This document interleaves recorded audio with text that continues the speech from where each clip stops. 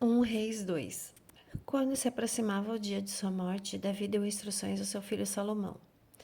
Estou para seguir o caminho de toda a terra, por isso seja forte, seja homem.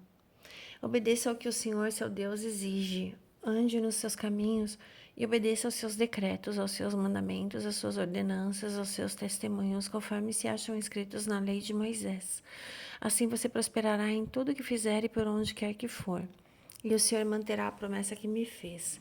Se os seus descendentes cuidarem da sua conduta e me seguirem fielmente de todo o coração e de toda a alma, você jamais ficará sem descendente no trono de Israel.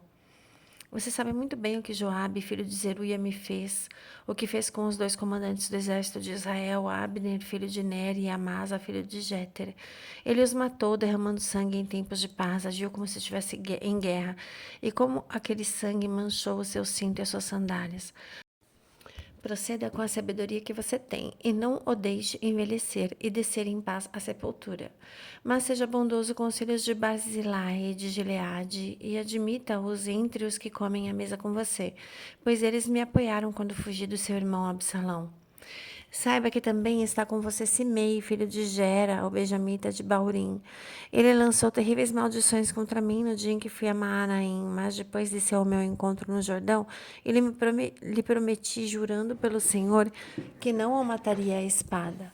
Mas agora não o considere inocente. Você é um homem sábio e saberá o que fazer com ele, apesar de ele já ser idoso. Faça-o descer ensanguentado à sepultura. Então Davi descansou com os seus antepassados e foi sepultado na cidade de Davi. Ele reinou 40 anos em Israel, 7 anos em Hebrom e 33 em Jerusalém.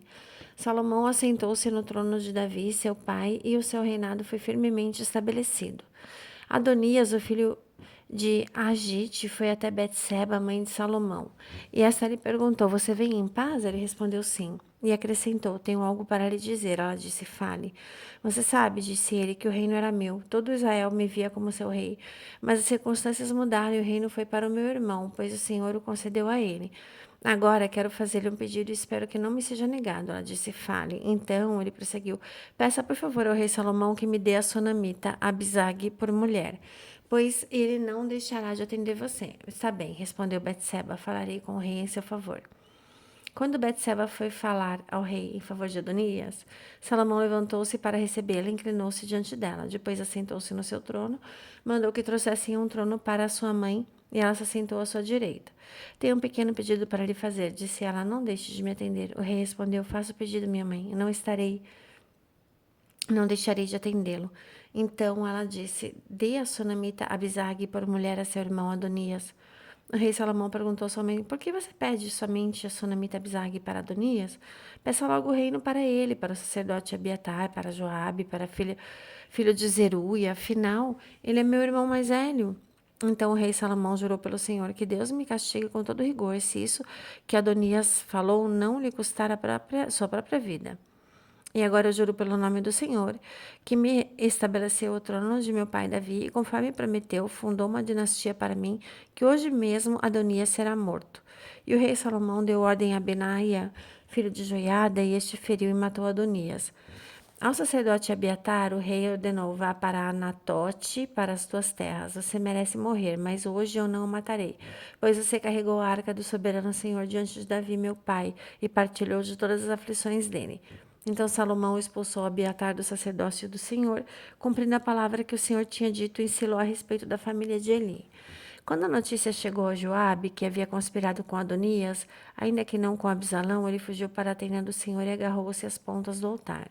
Foi dito ao rei Salomão que Joabe havia se refugiado na tenda do Senhor e estava ao lado do altar. Então Salomão ordenou a Benaia, filho de Joiada: Vá matá-lo. Então Benaia entrou na tenda do Senhor e disse a Joabe: O rei lhe ordena que saia. Não, respondeu ele, vou morrer aqui. Benaia relatou ao rei a resposta de Joabe. Então o rei ordenou a Benaia: Faça o que ele diz, mate-o e sepulte-o, e assim você retirará de mim, da minha família, a culpa do sangue inocente que Joabe derramou. O Senhor fará recair sobre a cabeça dele o sangue que derramou e atacou 2 homens mais justos e melhores do que ele, sem o conhecimento de meu pai Davi, e os matou à espada. Os 2 homens eram Abner, filho de Ner, comandante do exército de Israel, e Amasa, filho de Jéter, comandante do exército de Judá. que o sangue deles recaia sobre a cabeça de Joabe e sobre a dos seus descendentes para sempre, mas que a paz do Senhor esteja para sempre sobre Davi, sobre os seus descendentes, sobre a sua dinastia e sobre o seu trono. Então Benaia, filho de Joiada, foi e atacou Joabe e o matou, e ele foi sepultado em sua casa no campo. No lugar dele, o rei nomeou Benaia, filho de Joiada, no comando do exército, e o sacerdote Zadok no lugar de Abiatar. Depois o rei mandou chamar Simei e lhe ordenou: construa para você uma casa em Jerusalém. Você morará nela e não poderá ir para nenhum outro lugar. Esteja certo de que o dia em que sair e atravessar o vale de Cedron, você será morto e será responsável por sua própria morte. Simei respondeu ao rei: a ordem do rei é boa, o teu servo lhe obedecerá. E Simei permaneceu em Jerusalém por muito tempo. Mas 3 anos depois, 2 escravos de Simei fugiram para a casa de Aquis, filho de Maaca, rei de Gate. Alguém contou a Simei: seus escravos estão em Gate. Então Simei se alongou e foi até Aquis em Gate procurar os seus escravos. E de lá Simei trouxe os escravos de volta. Quando Salomão soube que Simei tinha ido a Gate e voltado a Jerusalém, mandou chamá-lo e lhe perguntou: eu não fiz você jurar pelo Senhor e não o adverti? No dia em que você for para qualquer outro lugar, esteja certo que você morrerá? E você me respondeu: esta ordem é boa, obedecerei? Por que não manteve o juramento ao Senhor e não obedeceu a ordem que lhe dei? E acrescentou: no seu coração você sabe como você prejudicou meu pai Davi. Agora o Senhor faz recair sua maldade sobre a sua cabeça. Mas o rei Salomão será abençoado e o trono de Davi será estabelecido perante o Senhor para sempre. Então o rei deu ordem a Benaia, filho de Joiada, e esse atacou Simei e o matou. Assim o reino ficou bem estabelecido nas mãos de Salomão. 1 Reis 3. Salomão aliou-se ao faraó, rei do Egito, casando-se com a filha dele. Ele a trouxe à cidade de Davi até terminar a construção do seu palácio e do templo do Senhor e do muro em torno de Jerusalém. O povo, porém, sacrificava nos lugares sagrados, pois ainda não tinha sido construído um templo em honra do nome do Senhor. Salomão amava o Senhor, pois andava de acordo com os decretos de seu pai Davi. Todavia, oferecia sacrifício e queimava incenso nos lugares sagrados. O rei Salomão foi a Gibeon para oferecer sacrifícios, pois ali ficava o principal lugar sagrado, e ofereceu naquele altar 1000 holocaustos. Em Gibeon, o Senhor apareceu a Salomão no sonho à noite e lhe disse: peça-me o que quiser, eu lhe darei. Salomão respondeu: tu foste muito bondoso para com o teu servo, meu pai Davi, pois ele foi fiel a ti, foi justo e reto de coração.